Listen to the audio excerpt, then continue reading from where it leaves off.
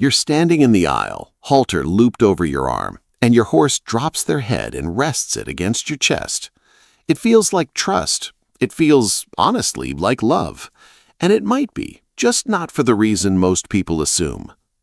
Almost every horse owner has had this moment, and almost every horse owner reads it the same way. My horse loves me. My horse is hugging me. That's not wrong exactly, but it's incomplete. What's actually happening is more layered than affection, and once you can tell the layers apart, you'll never watch this gesture the same way again. Here's the thing nobody tells you. Horses don't really do this to each other.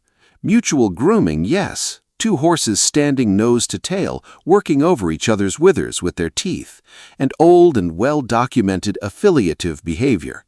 But head resting, head dropped low against another body and just left there, that's mostly something they do with us.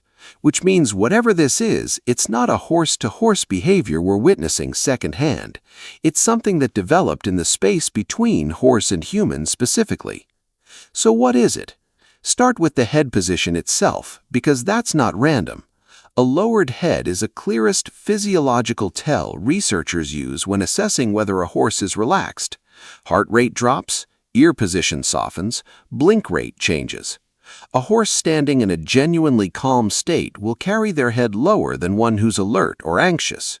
So before anything else, a horse resting their head on you is, at minimum, telling you they've dropped into a parasympathetic state around you. Body slowing down, guard down. That part is real, and it's not nothing.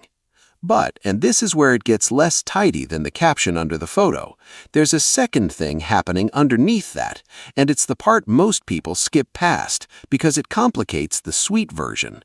Sometimes that head isn't just resting.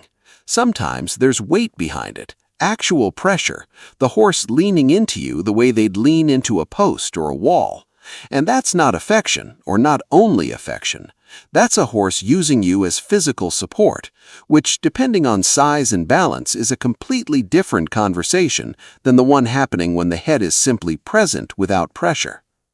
Here's an easy way to start telling them apart, and it costs you nothing. Next time it happens, just notice your own footing. Are you having to brace? Has your weight shifted to compensate for theirs? If yes, that's not a nuzzle, that's load-bearing, and it's worth gently stepping back and asking the horse to hold their own weight. Not because the moment wasn't genuine, because a 1,000-plus-pound animal treating your sternum as structural support is a habit worth interrupting early for both of you. Okay, so we've got relaxation and we've got the leaning question.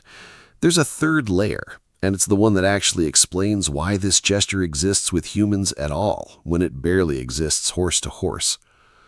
Some of the more interesting work in human-equine bonding has looked at what happens physiologically on both ends of contact like this. Not just the horse's state, but a kind of synchrony between horse and handler. Heart rates and stress markers moving in tandem during calm, sustained physical contact. Mutual grooming between horses does something similar in herd dynamics. It's partly hygiene, sure, but it's also bonding, also stress regulation. What might be happening when a horse rests their head on a person they trust is something like an improvised version of that same mechanism, just rerouted onto the one social partner available who isn't another horse.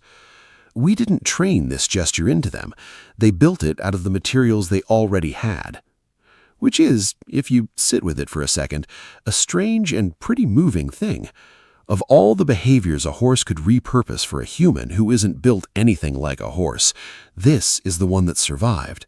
Not ear pinning, not nipping, head resting. The gesture closest to vulnerability they had on hand. I want to be careful not to oversell this, though.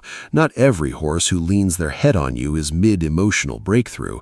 Sometimes a horse is just tired or itchy, or has figured out that resting their head here gets them a slow scratch along the pole, and the whole thing is closer to a learned habit than a feeling. Most of the time, it's some blend of comfort-seeking, low-grade affection and convenience, not a single pure motive. And honestly, trying to pin it down to exactly one explanation is probably the wrong instinct anyway. What you can actually do with this is simple. Watch the context. A horse who only rests their head on you after something stressful, a trailer ride, a vet visit, a loud noise nearby, is showing you they regulate through you. That's worth noticing. A horse who does it constantly with weight, regardless of context, every single time you're in reach, is telling you something closer to, "I've stopped needing to hold myself up around you," which is a boundary conversation, not a tender one. Neither version means the bond isn't real. It usually means the bond is real, and it's just expressing itself sloppily the way most real things do. So next time it happens, head dropping onto your shoulder, that little exhale that goes with it, notice the weight before you decide what it means. The story you tell yourself in that moment says almost as much about you as it does about them.